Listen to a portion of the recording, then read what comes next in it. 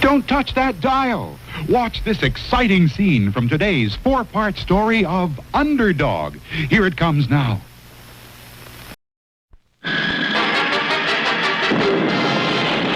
There's no need to fear. Underdog is here. Time again for the Underdog Show, starring that champion of champions, Underdog.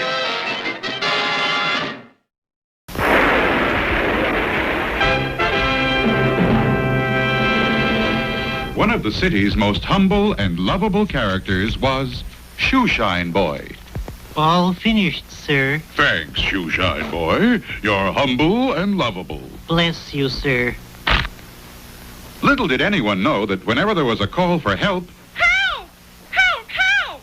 Shoeshine Boy became, in real life, Underdog.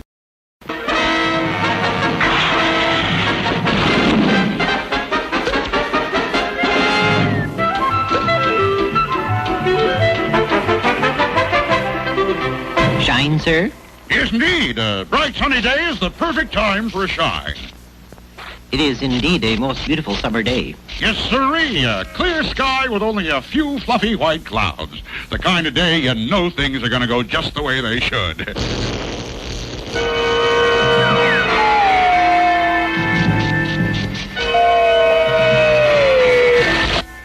What?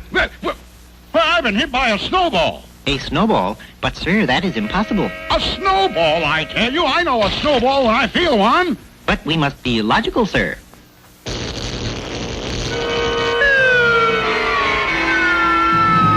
We know that on a bright summer day, it could never snow. Oh, no? Snow in the summer? What could it mean? The answer lay in the diabolical laboratory of Simon Bar Sinister. It works. My snow gun works. Yeah, boss. But what good is a snow gun? Watch, Cad, and you shall see. Watch that postman as he approaches. Simon says, go snow.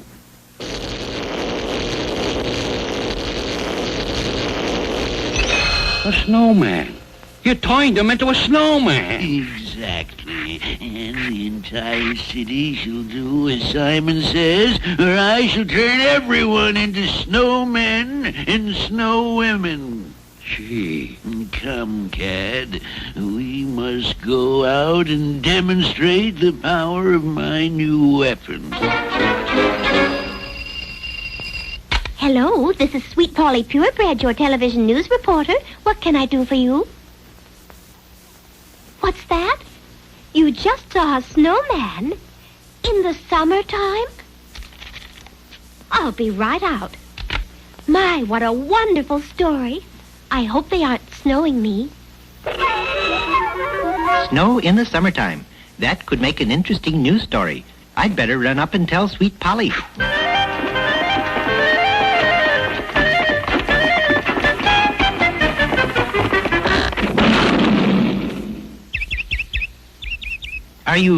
Are you hurt, Sweet Polly? No, thank goodness. I was hurrying to bring you a news story about... I haven't time now, Shoeshine. Someone just reported seeing a snowman out in Eastwood. First, I was hit by snow, and now Sweet Polly says someone has seen a snowman. All on a hot summer day. This looks like a job for... Underdog. Snow in the summer? I wonder why. I'd better go up and search the sky. While Underdog was going sky high, Simon Bar Sinister was arriving at the 2-cent savings bank.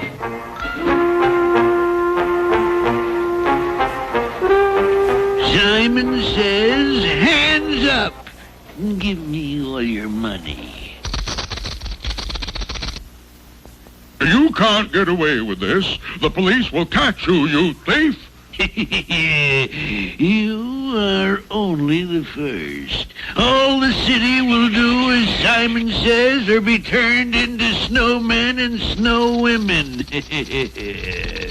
then you'll have to answer to Underdog.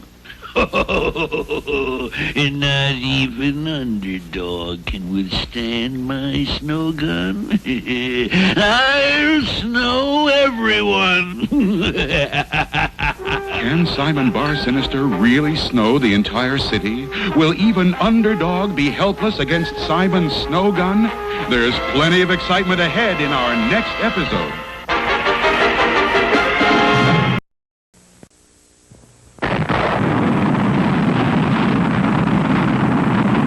Here's the riddle. What is it that asks no questions but gets many answers? What is it that asks no questions but gets many answers? I know. A doorbell.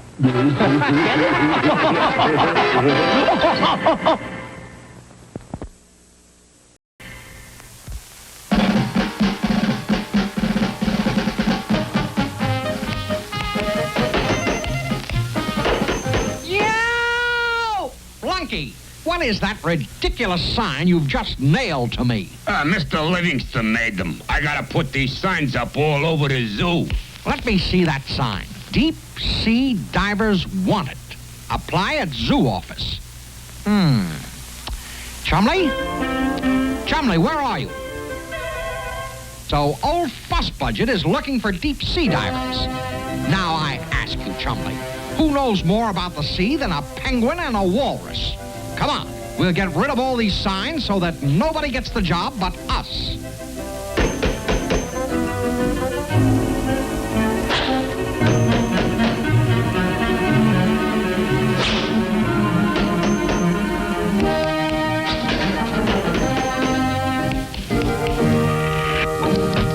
Well? Stanley, your worries are over. You've got your diver. Good. I've been expecting them. Show the men in. Stanley, you're looking right at them. 2 accomplished divers at your service. What? You? Oh, no. Out. Listen, Stanley, who knows more about the sea than a penguin and a walrus?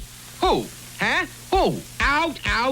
Back to your quarters. This job is filled already by men, and they're on their way here now. Sure enough, a short while later, 2 professional divers arrived and, observed by Tennessee and Chumley, entered the office of Stanley Livingston. Sure, we can handle it.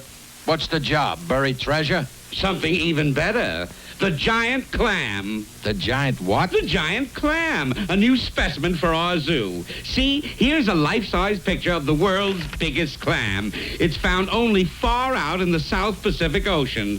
Won't you be happy to bring one back? Happy as a clam, so long as you've got all the diving equipment we'll need. Equipment? Oh, wait till you see our equipment.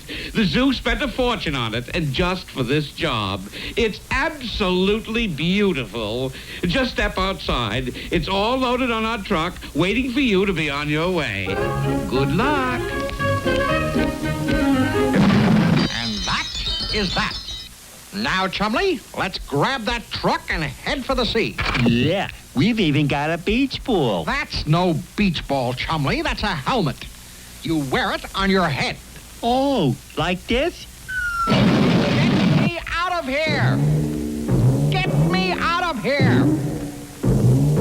Lift it off. Lift it off. Obviously, Chumley, you don't know the first thing about this diving helmet, or this diving suit, or this air hose, or... You know, Chumley, there are things about this diving equipment even I don't understand.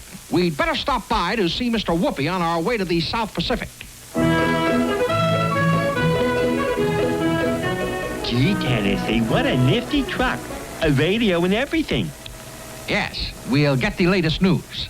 And here's a bulletin just handed us. All citizens are asked to be on the lookout for a penguin and a walrus. They have escaped from the Megapolis Zoo and are believed to be masquerading as deep-sea divers. When contacted, Stanley Livingston, keeper of the zoo, had this to say. My equipment. They stole my beautiful equipment. Oh, if I ever get my hands on them, I'll skin them alive. Oh, no. Now look what you've got us into, Chumley. We really need Mr. Whoopi.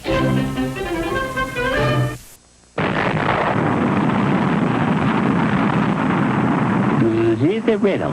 What is it that is even smarter than a talking horse? What is it that is even smarter than a talking horse? I know. A spelling bee.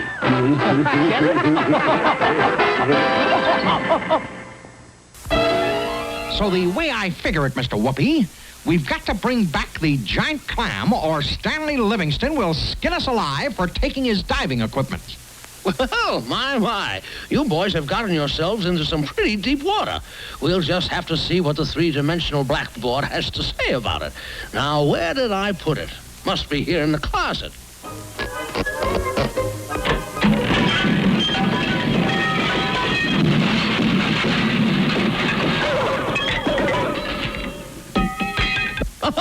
Yes, here it is. The fabulous, fantastic 3D BB. We'll just open it up and have a look. If you fill the kitchen sink full of water and turn an ordinary drinking glass upside down in it, you'll notice that the water does not come up into the glass, right? Right. The earliest diving apparatus worked just this way. They were helmets made of leather, but they didn't hold enough air to let a man stay under very long. So a hose was attached to it and air was pumped down. It went into the helmet and bubbled out the bottom. Trouble was, if the diver leaned over, the air escaped and water filled the helmet. Very bad. Then an Englishman solved the problem by making a whole suit out of leather and fastening it to the helmet. Now the water couldn't get in, and he put a valve on the helmet to let the air get out. It worked fine, just fine. And that was the beginning of our modern diving suit. But, Mr. Whoopi, that doesn't look anything like the suit we've got on. Of course not, my boy, of course not. Chumley's suit is quite different, although the principle is the same. In the first place, the helmet is round and it's made of copper. And has glass portholes to see through, and even a telephone so the diver can talk to the boat on the surface. The helmet is screwed onto a breastplate which is fastened onto the suit. The suit is made of rubber and canvas. Then, of course, there is the air hose and the compressor to pump the air down. The diver can control the flow of air with a valve on the helmet. And now he's ready to go to the bottom. But, Mr. Whoopi, he's going up. Why, so he has. I forgot his lead shoes. With all that air in the suit, he'll float unless he has heavy lead shoes, weighing 20 pounds apiece. There we are. Now he can go down several hundred feet and work for a long time finding treasure or giant clams. Yes. Phineas J. Whoopi, you're the greatest. Several days later, after riding on trains and planes and boats, our heroes found themselves in the South Pacific Ocean, the home of the giant clam. Ready, Chumley? All right.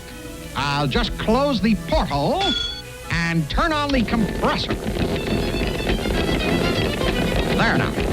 Chumley! Open the valve! Open the... I'll do it. There now. Get over the side. All right, Chumley. We are in telephone contact. Now, how are you doing? Uh-huh. I see. What's that? You're on the bottom already. Don't be ridiculous, Chumley. What do you mean the bottom is coming up? Chumley! You're on a whale. The back of a whale. Get off. Get off.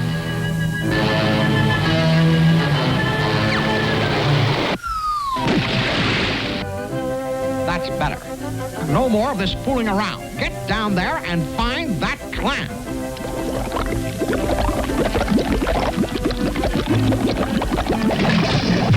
What's that? The clam found you. No, Chumley, you're excited. You mean you found the clam. Good work. No, Chumley. Tell me about it later. Right now, I'm lowering a hook to you. Fasten it on the clam and I'll hold it up. Easy. Easy. Chumley!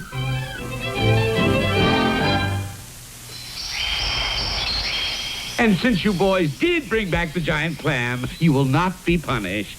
What did I tell you, Chumley?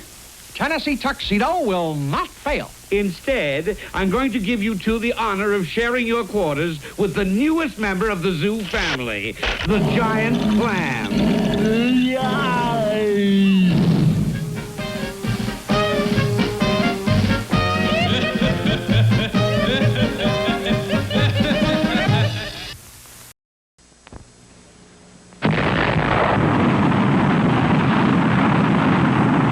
Here's the riddle. What is it that has only one horn, is white, and gives milk? What is it that has only one horn, is white, and gives milk? I know. A milk truck.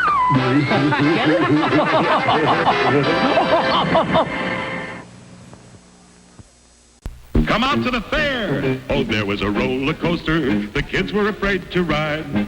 Papa said, don't be frightened, I'll be by your side. The ride went zooming wildly, the kids began to shout. But when that ride was over, it was Papa they carried out. There's a great affair that you can share when the fair comes to your town. You'll find pleasure there beyond compare when the fair comes to your town. Sister saw a quarter doll and cried she wanted that.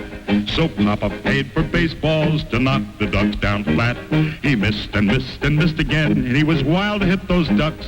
He finally won that quarter doll for only $15. There's a great affair that you can share when the fair comes to your town. You'll find pleasure there beyond compare when the fair comes to your town. The tunnel of love was just the thing that Mama had to try. With Papa in the rowboat, the kids all waved goodbye. The tunnel inside was black as coal when finally they came out. Papa was swimming beside the boat, Mama was kissing a trout. There's a great affair that you can share when the fair comes to your town. You'll find pleasure there beyond compare when the fair comes to your town.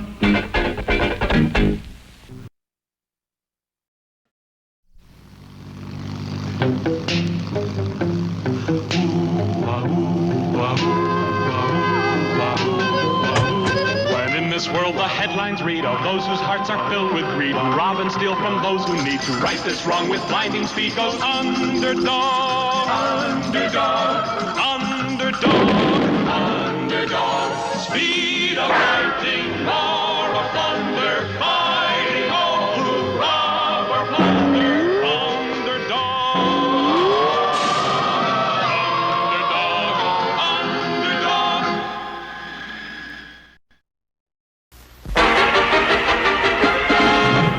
The sinister Simon Bar Sinister had invented a diabolical new weapon, a snow gun.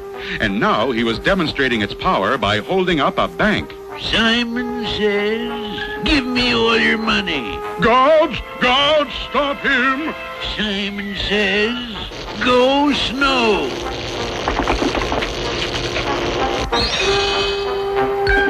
Oh, no! He's turned them into snowmen! I must reach the burglar alarm! Simon says, go snow.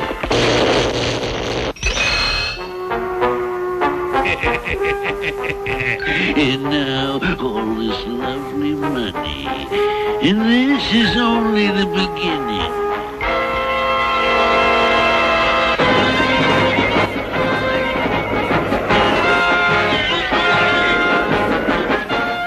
A cry for help comes from below, so hip, hip, hip, and down I go.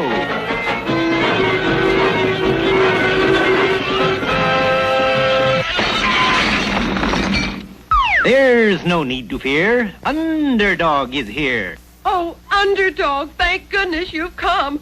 Simon Bar Sinister has robbed the bank, and he turned the guards and the bank president into snowmen. It's true they seem to be snowmen now, but if Simon did it, pray tell how. With a new weapon, a snow gun. And that explains the summer snow. Now tell me, which way did Simon go? That way!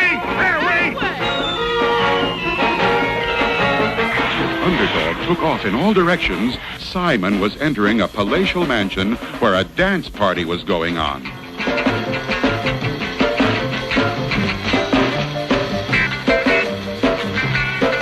Simon says, go snow.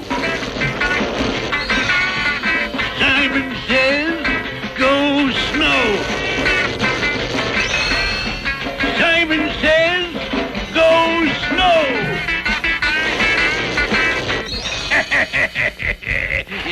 Now, all of you who are not snowbound, give me your money and jewels.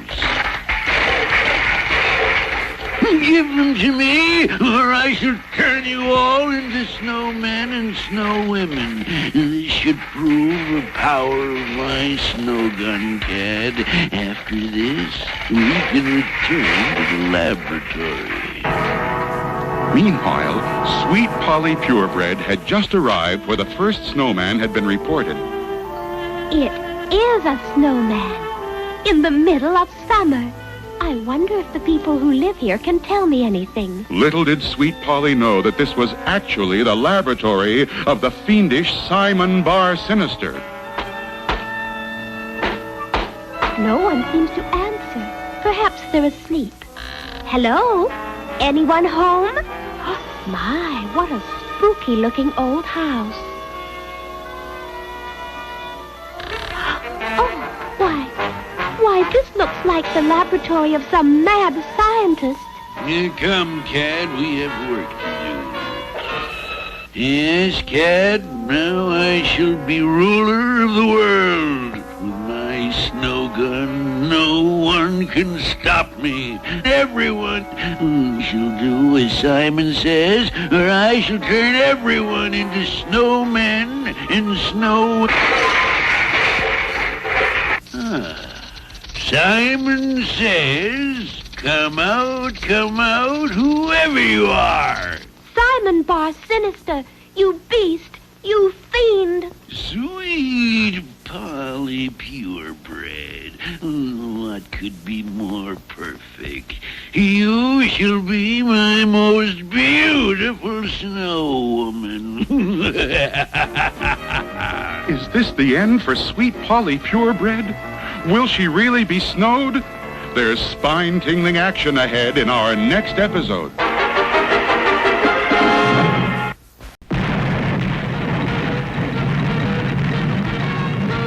like this is the end, but don't miss our next Underdog show.